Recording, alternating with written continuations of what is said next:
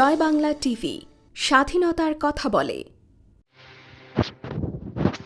সিদ্ধিরগঞ্জে তীব্র গরমে অতিষ্ঠ পথচারী ও শ্রমজীবী মানুষের মাঝে পানীয় শরবত বিতরণ করেন হাজী কবির হোসেন। নারায়ণগঞ্জ থেকে সোহেল রানার পাঠানো তথ্যচিত্রে বিস্তারিত। তীব্র তাপদাহে জনজীবন বিপর্যস্ত, কোথাও যেন স্বস্তি নেই।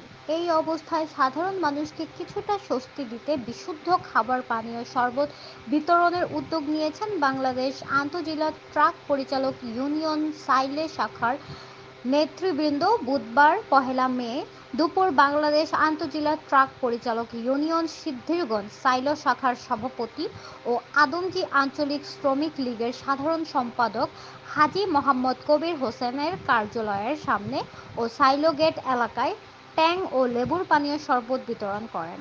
আন্তঃজেলা ট্রাক পরিচালক ইউনিয়ন সিদ্ধিরগঞ্জ সাইলো শাখার উদ্যোগে দিনমজুর খেটে খাওয়া শ্রমজীবী মানুষ, autorickshaw driver, truck driver, helper ও পথচারী সহ সাধারণ মানুষের মাঝে বিশুদ্ধ পানীয় শরবত বিতরণ করা হয়।